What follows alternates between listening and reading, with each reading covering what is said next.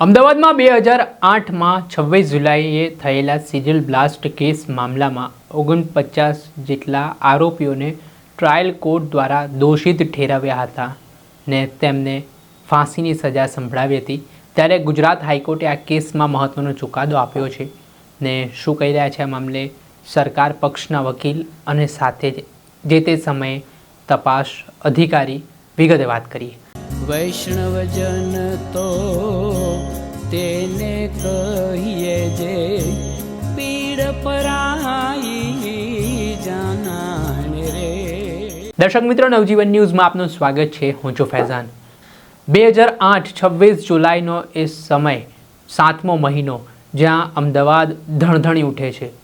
આમાં એક સિરિયલ બ્લાસ્ટની ઘટના બને છે, તેમાં 60 જેટલા લોકોએ જીવ ગુમાવ્યા હતા। આ ઘટનાથી સમગ્ર દેશમાં ઘેરા પ્રત્યાઘાત પડ્યા હતા। આ કેસમાં 49 જેટલા આરોપીઓની ધરપકડ કરવામાં આવી હતી અને ધરપકડ કરાયેલા આરોપીઓ સામે ગંભીર કલમો હેઠળ ગુનો નોંધાયો અને ત્યારબાદ આ મામલો ટ્રાયલ કોર્ટમાં ચાલી રહ્યો હતો, જેમાં સાક્ષીઓ પુરાવાના આધારે તપાસના આધારે ટ્રાયલ કોર્ટે આ કેસમાં 49 આરોપીઓને સજા સંભળાવી, જેમાં 38 જેટલા આરોપીઓને ફાંસીની સજા અને 11 જેટલા આરોપીઓને જ્યાં સુધી તેઓ જીવે ત્યાં સુધી જેલમાં રહેશે તે સજા સંભળાવી હતી। જે બાદ આરોપીઓ દ્વારા આ ટ્રાયલ કોર્ટની સજાને ગુજરાત હાઈકોર્ટમાં પડકાર્યો હતો ને ગુજરાત હાઈકોર્ટમાં સમગ્ર મામલાનો કેસ ચાલી રહ્યો હતો। સરકાર તરફી વકીલ, તપાસ અધિકારીઓ દ્વારા તમામ પુરાવા આરોપીઓ વિરુદ્ધમાં રજૂ કરવામાં આવ્યા ને આ સમગ્ર કેસ ડે ટુ ડે ચાલ્યો ને હવે ઐતિહાસિક ચુકાદો ગુજરાત હાઈકોર્ટે આ કેસમાં આપ્યો છે ને આમાં જે સિરિયલ બ્લાસ્ટમાં સંડોવાયેલા આરોપીઓ છે તેમની ફાંસીની સજા હાઈકોર્ટે યથાવત રાખી છે। આ મામલાને લઈને શું કહી રહ્યા છે સરકાર પક્ષના વકીલ અમિત પટેલ, શું દલીલો થઈ, કઈ રીતના કેસ ચલાવવામાં આવ્યા તે સાંભળો। અમદાવાદ શહેર અને સુરતની અંદર પ્લાન્ટ એટલે બોમ્બ પ્લાન્ટ કરવામાં આવેલા હતા, જે 26/7/2008ના રોજ એ જે કેસ હતો એમાં ટ્રાયલ કોર્ટે આજે 38 તોમતદારોને ફાંસી ફરમાવેલી હતી અને 11 તોમતદારો જે છે એમને જીવે ત્યાં સુધી એમને સજા કરવામાં આવેલી હતી, એટલે લાઈફ ઇમ્પ્રિઝનમેન્ટ કરવામાં આવેલી હતી। અને એ સંજોગોમાં આજે જે અપીલ અને કન્ફર્મેશન કેસ હતો એ કેસ જે છે એ નામદાર ગુજરાત હાઈકોર્ટ સમક્ષ ડિવિઝન બેન્ચ સમક્ષ ચાલુ હતો અને એનો આજે ચુકાદો આવેલો છે।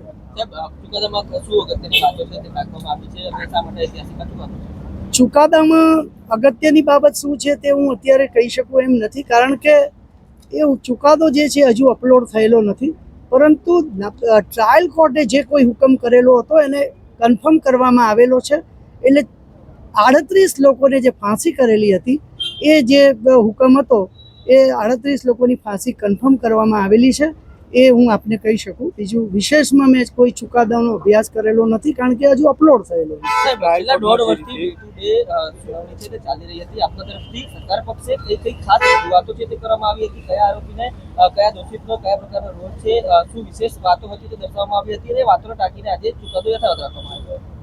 જે તોમતદારો હતા, કુલ 49 લોકોને દોષિત ઠરાવવામાં આવેલા હતા। એ તમામ લોકો વિરુદ્ધના પુરાવા અને જે કાવતરાનો પુરાવો હતો એ સરકાર પક્ષે રજૂ કરવામાં આવેલો અને તમામ તોમતદારો જે છે એ આ કાવતરામાં સંડોવાયેલા છે એ હકીકત જે રેકોર્ડ ઉપર હતી એ નામદાર હાઈકોર્ટના ધ્યાન ઉપર લાવવામાં આવેલી અને ત્યારબાદ નામદાર હાઈકોર્ટે આ ચુકાદો આપેલો છે। મહત્વના સાક્ષીથી લઈને સૌ કોઈ તપાસે ગુજરાત હાઈકોર્ટમાં પણ આ કદાચ પ્રથમ એવું કેસ હશે કે જે ડે ટુ ડે ચાલ્યો છે। આ જે છે એ 2025ની માર્ચ મહિનાથી આ કેસ જે છે રોજબરોજના ધોરણે ચાલુ હતો અને છેલ્લા જાન્યુઆરી મહિનાથી ફૂલ ડે આ કેસની સુનાવણી થયેલી છે અને એ કેસની અંદર આજરોજ ચુકાદો આવેલો છે। વળતર પેટે સરકારને શું નિર્દેશ કરવામાં આવે છે, કેવી રીતે? વળતર પેટે જે લોકો ગુજરી ગયેલા છે એને ₹10 લાખનું સ્ટેટ ગવર્મેન્ટે એમને વળતર આપવું એવો હુકમ કરવામાં આવેલો છે અને એ વળતર 31/3/27 સુધી ચૂકવી આપવું એવો હુકમ થયેલો છે। બીજી તરફ આ જે કડક પગલું છે તે પણ લેવામાં આવે છે। આગળ તરફ ઇતિહાસમાં પહેલી વખત એવું થયું છે કે 38 લોકોને ફાંસીની સજા વિશેષ કોર્ટ તરફથી સસ્પેન્ડ કરવામાં આવ્યું અને તેને હાઈકોર્ટ તરફથી કાયમ રાખવામાં આવ્યું. ત્યારે હવે આગળ કયા કયા જે સ્ટેપ છે તે હજી બાકી રહેશે, કયા કયા પ્રકારનો લાભ છે તે મળી શકે? એ સરકાર પક્ષે હાલના ધોરણે કોઈ આજે કોઈ સ્ટેપ લેવાના હોય એવું નથી, સિવાય કે જે વળતરનો હુકમ થયેલો છે એમાં નામદાર કોર્ટે, ડિવિઝન બેન્ચે જે કોઈ હુકમ કરેલો છે એ જોઈ અને હું આગળ એ વિશે કહી શકું. હાલ આપને હું એ બાબતે કાંઈ કહી શકું નહીં. આપણે સાંભળ્યા હતા સરકારી પક્ષના વકીલ અમિત પટેલ. સાથે જ આ મામલે જ્યારે ક્રાઇમ બ્રાન્ચના અધિકારી હતા અભય ચુડાસમા, તેઓએ જ્યારે તપાસ દરમિયાન કામગીરી જે એક નંબરથી આખા નેટવર્કનો પર્દાફાશ થયો ને એક બાદ એક જે ક્રાઇમ બ્રાન્ચે આ તપાસને સઘન બનાવતા દેશભરમાંથી આરોપીઓને દબોચ્યા, તે બાબતને લઈને શું કહ્યું તે સાંભળો. એક તો આજે જે કોર્ટનો ચુકાદો આવ્યો છે એ બહુ આવકારદાયક છે અને અમારા ઇન્વેસ્ટિગેશન ઉપર મોહર લાગી છે. આ સમગ્ર ક્રાઇમ બ્રાન્ચનું જે તે વખતનું એકદમ અગત્યનું ગણાય એવું ઇન્વેસ્ટિગેશન હતું, પ્રતિષ્ઠાનો સવાલ હતો અને ક્રાઇમ બ્રાન્ચે ખૂબ જ મહેનત કરેલી. એના કારણે આ આખા કેસમાં અત્યારે આ પરિણામ આવેલું છે.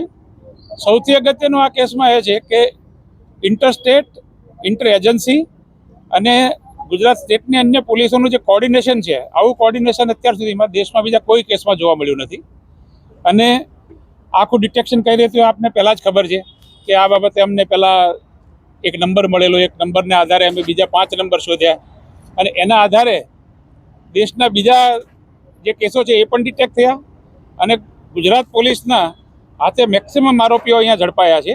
અને આખું કાવતરું જે સિલસિલાબંધ છે એ આપણે ગુજરાત પોલીસને અમદાવાદ શહેરની ક્રાઇમ બ્રાન્ચે આખું સોલ્વ કર્યું છે. આના માટે અમે 4 આઈઓની ટીમ બનાવેલી હતી મારા અને આશીષ ભાટિયા સાહેબના સુપરવિઝનમાં, અને એ ટીમની સાથે જરૂરી સભ્યો હતા અને બધાએ આખા દેશમાં ફરી અને ખૂબ જ મહેનત કરી અને આ ઇન્વેસ્ટિગેશન પૂરું કર્યું, જેનું પરિણામ આજે આપ લોકોની સામે છે. કેવા પ્રકારના દસ્તાવેજો પુરાવા મહત્વના સાબિત થયા છે આ કેસમાં? આમાં અમને ટેકનિકલ સર્વેલન્સ, આ ઉપરાંત જે જગ્યાઓ પર બોમ્બ બનાવવામાં આવેલા હતા ત્યાં અમને ટ્રેસ મળ્યા, એ લોકોના એકબીજા સાથેની વાતચીતના અમને પુરાવા મળ્યા, એ લોકોના સંપર્કોના પુરાવા મળ્યા, એ લોકોએ જ્યાં જ્યાં બોમ્બ બ્લાસ્ટ પહેલાં વાઘમોડના જંગલમાં, અહીંયા આપણે હાલોલમાં ત્યાં જે ટ્રેનિંગ કેમ્પ કરેલા એના અમને પુરાવા મળ્યા, અને જ્યાં જ્યાં એ લોકોએ વસ્તુઓ ખરીદી, ગેસ સિલિન્ડર ખરીદ્યા, ગાડીઓ કઈ રીતે મૂકી, એના અમે પુરાવા મેળવ્યા અને એ તમામ પુરાવાનું સંકલન કરી અને આખો કેસ એકદમ સ્ટ્રોંગ બનાવવામાં આવેલો હતો. આપણે સાંભળ્યા હતા અભય ચુડાસમા, ક્રાઇમ બ્રાન્ચના જે તે સમયના અધિકારી. તેમણે કહ્યું કે ક્રાઇમ બ્રાન્ચે આ કેસને ખૂબ ગંભીરતાપૂર્વક તપાસ કરી, તેનું આજે પરિણામ મળ્યું છે અને ગુજરાત હાઈકોર્ટના ચુકાદાને તેમણે આવકાર્યું છે. હવે આ મામલાના સંદર્ભમાં જે હાઈકોર્ટે ચુકાદો આપ્યો છે તેના પગલે અને સાથે જ ગુજરાત સરકારને વળતર ચૂકવવા માટેની પણ આદેશ કોર્ટ દ્વારા કરવામાં આવ્યો હોવાની માહિતી મળી રહી છે. દર્શક મિત્રો, આવા જ વિડીયો જોવા માટે નવજીવન ન્યૂઝ જોતા રહો, લાઇક કરો, વધુમાં વધુ શેર કરો.